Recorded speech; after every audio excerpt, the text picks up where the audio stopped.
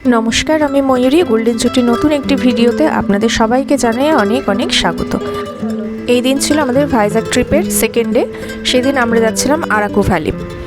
আমরা সকালবেলায় আমাদের হোটেল থেকে একটি ক্যাব বুক করে নিয়েছিলাম আর চলে গিয়েছিলাম আমরা স্টেশনে, কারণ স্টেশনে আমাদের ট্রেন বুক করা ছিল। আরাকু যাওয়ার জন্য ট্রেন আগে থেকেই বুক করতে হয়। আসলে আরাকু যাওয়ার যে রাস্তাটা রয়েছে সেটি তার জন্য একটি ট্রেনই রয়েছে এবং উইকে একদিনই চলে, সেই জন্য সেই ট্রেনটি ভর্তি হয়ে যায়। তো তাই আমরা ওই ভিস্তাডোম যে কম্পার্টমেন্টে ছিল সেইটা পাইনি। যাওয়ার সময় আমরা নর্মাল কামরাতেই উঠে গিয়েছিলাম।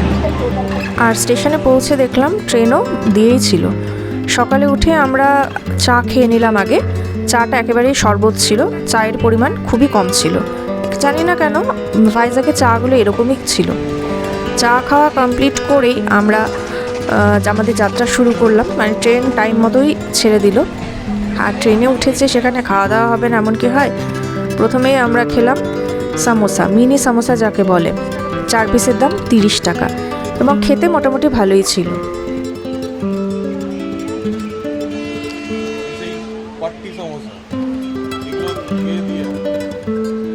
আর তার সাথে 70 টাকা দামের কিনেছিলাম এই ফ্রুট স্যালাডটা। এখানে অনেক রকমের ফল ছিল, পেঁপে, আঙুর, শসা, কলা, ড্রাগন ফ্রুটস সবই ছিল। পেঁপেটাই বেশি ছিল, খারাপ না, ফ্রেশ কিন্তু ছিল। তার সাথে এই বোলটা আমাদের খুব কাজে দিয়েছিল। এইভাবে আমরা ট্রেনে খাবার খেতে খেতে যেতে শুরু করলাম প্রাকৃতিক সৌন্দর্য দেখতে। আসলে এই ভাইজ্যাক থেকে আরাকু যাওয়ার যে রাস্তাটা, তার প্রাকৃতিক সৌন্দর্যটাই আসল, আর কিছু নেই। আর রাস্তায় যেতে যেতে পড়বে অসংখ্য টানেল। প্রায় 2 আওয়ার্স জার্নির পর এই টানেলগুলো পড়বে। রাস্তায় এইটাই দেখার আছে।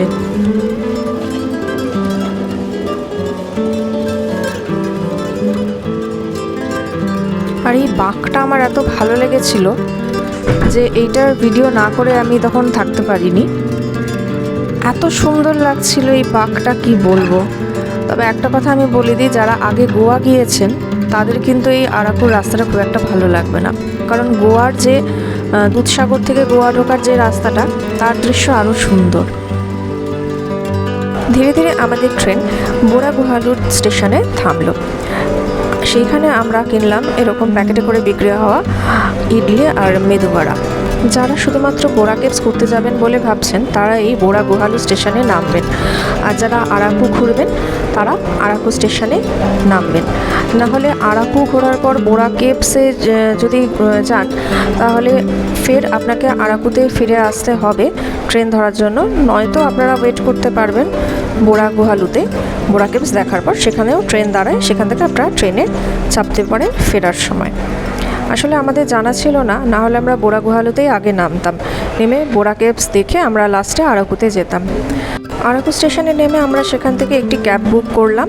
ওখানে প্রচুর এরকম ভাড়ার গাড়ি পাওয়া যায়। ড্রাইভাররাই নিজেরা আসবেন স্টেশনে এবং আপনাদেরকে পিক আপ করে নিয়ে যাবে। একটু আপনাদের বার্গেনিং করে নিতে হবে। ওখানে ওই 2 থেকে 3-এর মধ্যে আপনারা ক্যাব পেয়ে যাবেন এবং সেখানে যত সাইট সিন রয়েছে আরাকুতে ওনারা গোটাটাই ঘুরিয়ে দেবেন এবং লাস্টে বোরা কেভসও ওনারা নিয়ে যাবেন।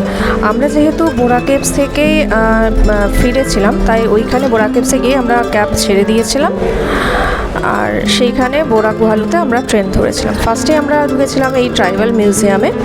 এইটা আরাকু স্টেশন থেকে খুব বেশি দূরে নয়, ওই 2-2.5 কিলোমিটারের ডিস্টেন্স। সেখানে 60 টাকা দিয়ে 3টে টিকিট কেটে আমরা ভেতরে ঢুকলাম। এখানে নানা রকম দেখার জিনিস রয়েছে। আসলে আরাকুর এই এরিয়াটা মেনলি ওই ট্রাইবালরাই থাকে, তারাই এই মিউজিয়ামটা বানিয়েছেন। এই মিউজিয়ামটা খানিকটা না আমাদের ওই বীরভূমের শান্তিনিকেতনে সৃজনী শিল্পগ্রামের মতন অনেকটা। তো এখানে দেখার মতন অনেক জিনিস রয়েছে। আগেকার মানুষজন যারা ট্রাইব ছিলেন, ট্রাইবস সম্প্রদায়ের মানুষজন, তারা যেসব হাতিয়ার ব্যবহার করতেন সেই জিনিসপত্রগুলো রয়েছে এবং তারা যেভাবে জীবন কাটাতেন তারই কিছু স্ট্যাচু এখানে রয়ে গেছে। আর এইখানে একটা ছোট ক্যাফেটেরিয়া ওনারা খুলেছেন, যেখানে ফিল্টার কফি বিক্রি করছিল এবং তার সাথে আরও স্ন্যাক্স, কোল্ড ড্রিঙ্কস ছিল। আমরা শুধু ফিল্টার কফিটাই নিয়েছিলাম। 25 টাকা মতন হয়তো দাম ছিল, ঠিক আমি মনে নেই। তবে এটা ফিল্টার কফি তো ছিল না, নর্মাল কফি ছিল, খুব খারাপ নয়।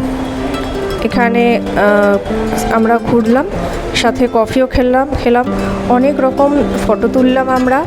আর এই জায়গাটা পুরোটাই না এরকম গাছ দিয়ে ভর্তি। জায়গাটা গেলে খারাপ লাগবে না, অনেকটা জায়গা জুড়ে এই মিউজিয়ামটা করা। ওইখানে আর্ট গ্যালারিও রয়েছে এবং সেই আর্ট গ্যালারির মধ্যে দেখলাম ওনারা কয়েন দিয়ে নেকলেস মতন বানিয়ে রেখেছেন, যেটা বেশ ইউনিক লাগলো। আর এই মিউজিয়ামটা করেছে কাঁচ দিয়ে ঘেরা, যেইখানে মানে কাচের এই শোকেসের মধ্যেই এনারা শোপিসগুলোর এখানে রেখেছেন, মানে স্ট্যাচুগুলো, মানে ওখানকার মানুষরা কেমন জীবনযাপন পালন করতো বন জঙ্গলের মধ্যে থেকে, সেইগুলো এখানে রাখা। এই গোটা জায়গাটা ঘুরতে কিন্তু আপনাদের বেশ কিছুটা সময় লাগবে, তাই এই ট্রাইবাল মিউজিয়াম ঘুরতে হাতে খানিকটা সময় নিয়েই যাবেন, কারণ বিশাল বড় এরিয়া এবং দেখার মতন সত্যিই অনেক জিনিস রয়েছে।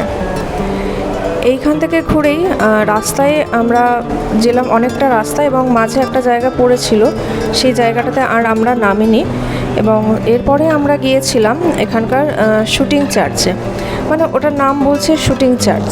এই চার্চটির নাম আসলে শঙ্করী মেটা চার্চ, কিন্তু এইখানে প্রচুর শুটিং হয়েছে সিনেমার বলে লোকাল লোকেরা এটাকে শুটিং চার্চ বলেই বলেন। বোরা কেভসের রাস্তায় ঢুকে আমরা এখানে আমাদের যে ক্যাবটা নিয়েছিলাম দাদাকে ছেড়ে দিলাম, এবং উনি দেখালেন যে এখানে যে সিঁড়িটা রয়েছে এই সিঁড়ি দিয়ে উঠে গেলেই আমরা স্টেশনে পৌঁছে যেতে পারবো। এইখানে আমি আমার এক ফ্রেন্ডের কাছ থেকে শুনেছিলাম যে ব্যাম্বু বিরিয়ানি পাওয়া যায় এবং তা নাকি খেতে খুব ভালো হয়, এবং সত্যিই দেখলাম ওখানে প্রচুর ব্যাম্বু বিরিয়ানির দোকান তো রয়েছে, কিন্তু সেগুলো সবই বন্ধ ছিল।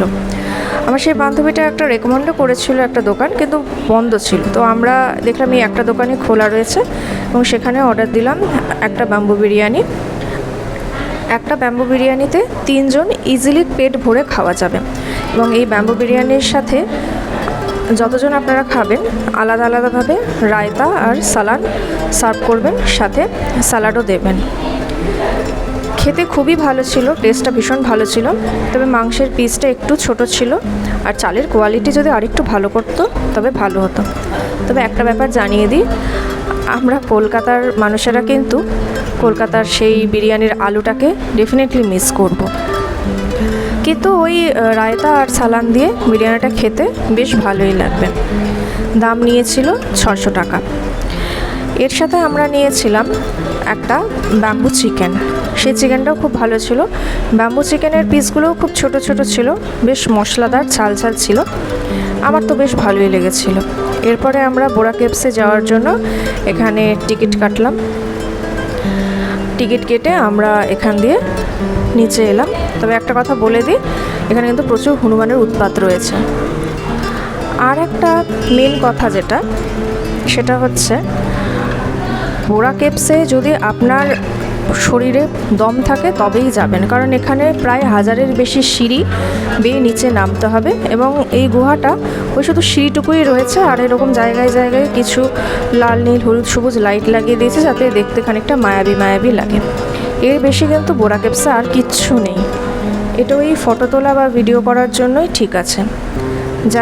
যারা ফিজিক্যালি ফিট নন তারা এই বোরা কেভসের প্ল্যান বা ট্রিপ একদম করবেন না।